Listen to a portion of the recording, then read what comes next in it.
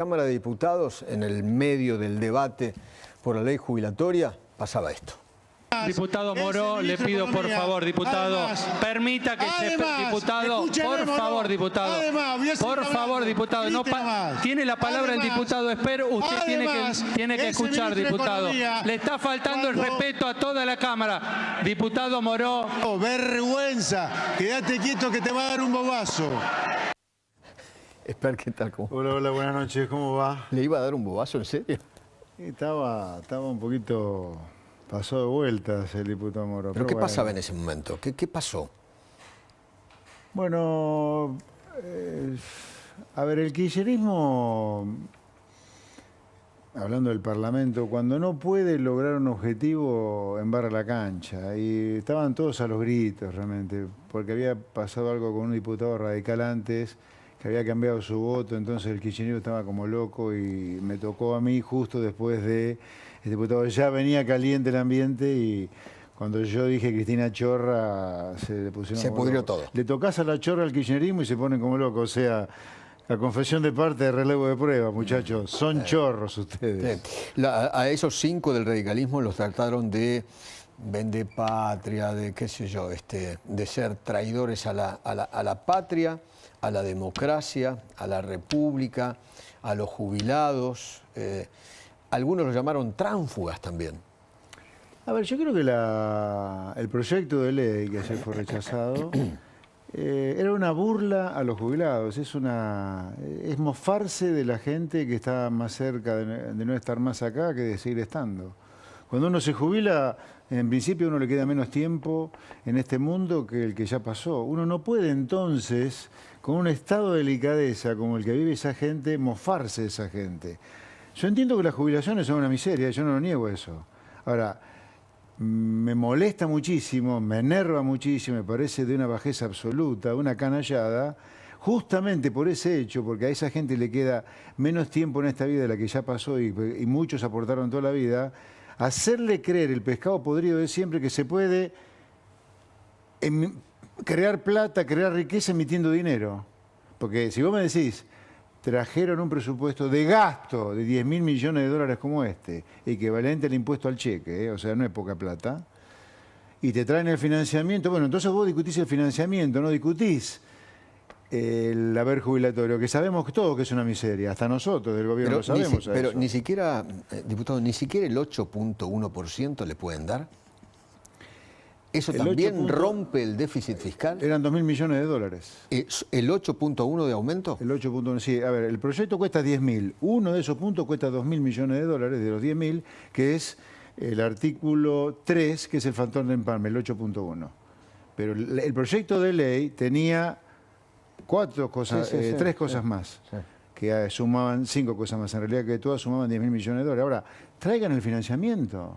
Tráiganos cómo vamos a pagar, porque esto es la frazada corta. Ahora el Senado a lo mejor le da media sanción al aumento de los salarios docentes, que es un aumento del salario docente universitario que ya está el en el presupuesto. El 8.1% es entre 10.000 y 20.000 pesos más, no es una fortuna. Son 2.000 millones de dólares, habría que hacer la cuenta, son 2.000 millones de dólares anuales, habría que transformarlo a pesos, eso es a 2 billones de pesos. Habría que hacer la cuenta, ¿no? Pero no es más que 15.000, ¿eh? Es más que 15.000. Es más. Pero pará, además el proyecto de ley eran esas cosas y 4 cosas más. No era esto solo. No, eso está claro. Entonces era un proyecto de ley que tenía media sanción de diputados y media sanción del Senado. Ya era un proyecto de ley. Y uno cuando llega al punto del veto y el veto era total, uno trata el veto. No se podía sacar de ahí el artículo 3 que era del 8.1. Está claro. Pero acá el punto central es... No le mientan más a la gente. Si traen aumento de gasto, traigan de dónde se saca la plata para pagar. ¿Y lo mismo está pasando ahora en el Senado con el tema universitario? Sí, lo mismo. Pero lo del Senado es... Lo de los jubilados es una canallada porque es jugar con engañar a la gente, insisto, que ya está en la vida pasiva. Esto de la universidad es... populismo legislativo, diría yo. ¿Por qué populismo legislativo? Porque el secretario de Educación, el señor Carlos Torrendez, la ministra de Capital Humano, la señora Sandra Petovelo, el gobierno, ya tiene presupuestado lo que ahora se va a sancionar por ley. A las universidades se le va a dar los 3 billones de pesos que esta ley reclama. Pero esta ley, como quiere hacer populismo legislativo, se quieren arrogar ellos el crédito de haberle dado a los docentes universitarios esa plata y no el gobierno, lo quieren poner en una ley y después indexarlo encima por inflación. Entonces, esto no lo vamos a permitir tampoco, porque esto no afecta a las cuentas públicas porque el gasto ya está pensado en hacerse, pero sí es tomarle el pelo a la gente. Si sale eso del financiamiento, el presidente lo va a vetar totalmente. Lo va a vetar totalmente, pero lo tiene que vetar y lo va a hacer totalmente porque esto es otro plano. Acá, insisto, no es un tema presupuestario acá, porque el presupuesto para este gasto está. Para que los docentes universitarios lo sepan, la familia universitaria lo sepa. El año pasado, las transferencias del gobierno nacional a universidades fueron de 1.4 billones de pesos y este año van a ser 3. Ese es el presupuesto. De acá a fin de año va a ocurrir este presupuesto que falta ejecutarse. Las universidades van a tener lo pactado y lo planeado conjuntamente. Lo de ayer fue populismo legislativo. Lo de ayer fue una canallada directamente. Eso Mejor dicho, la ley no vetada, la ley previa, ¿no? Obviamente. Lo de ayer, sí. La insistencia con el veto, ¿fue un gran triunfo del gobierno? Yo creo que fue, gran triunfo del gobierno. Yo creo que fue un triunfo de la sociedad. ¿Por qué? Porque este gobierno está bien consustanciado con los problemas de la gente. Entonces acá... Lo que pasa es que la oposición dice, es un triunfo del gobierno, perdieron los jubilados. No. Los que dicen eso son unos caraduras. ¿Por qué? Hablando del kirchnerismo en particular. El kirchnerismo nos viene a decir a nosotros, los liberales que estamos gobernando, que estamos empobreciendo a los jubilados, cuando nos robaron a lo que teníamos ahorrado a plata a FJP en el 2008, lo que teníamos ahorrado, nos robaron la plata. La gente que tenía ahorrado ahí no la vio mal la plata que tenía ahorrado en FJP. Y después, al sistema que armaron de reparto sobre la base de ese robo, que fue la plata que teníamos muchos en una FJP, lo reventaron ellos, lo quebraron ellos. 3,5 millones ¿Por más qué? de Por dos cosas los quebraron ellos. Vos fíjate lo inútiles que son. Nos roban a lo que teníamos ahorrada plata en una FJP, con eso arman un nuevo sistema previsional que se llama de reparto, pero además son tan inútiles que ese sistema de reparto lo quiebran y hacen que los jubilados cobren mierda hoy. ¿Cómo lo quebraron? Jubilando a 4 millones de personas sin aporte. ¿De dónde sacan la plata? No, ellos... Contra los millones que sí habían aportado. Exacto.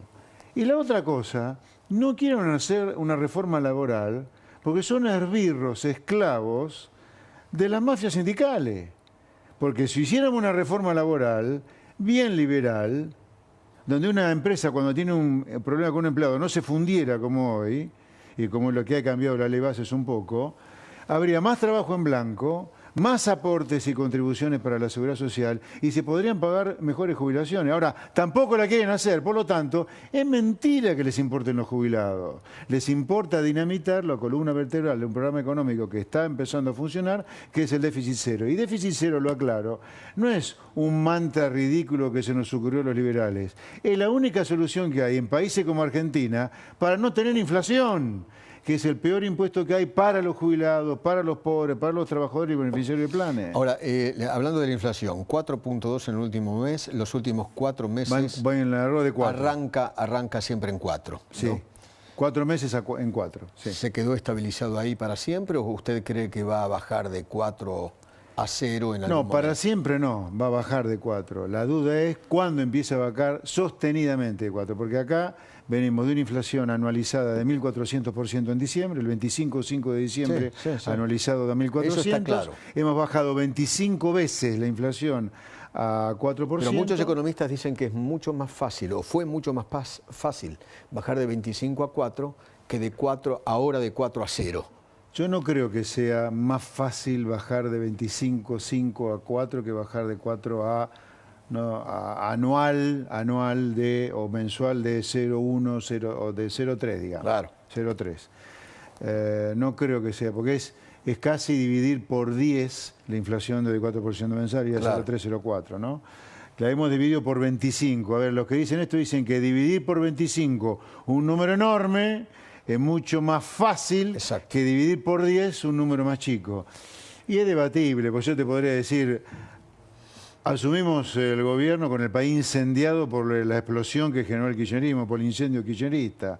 A partir de ahora todo es más civilizado porque vamos metiendo la economía en un sendero de normalidad. El día que se deje de ajustar tarifas y el día que la economía empiece a crecer y haya más demanda de dinero, yo creo que la inflación va a empezar a bajar. Ahora, a lo mejor falta un poquito más para terminar el ajuste de tarifa y tenemos algunos meses más cercanos al 4% otra vez. Yo no estoy de acuerdo que necesariamente sea más difícil bajar 10 veces que bajar 25 veces. Pero el camino es el correcto. Le agradezco mucho. Un placer. Buenas noches. Gracias por haber venido.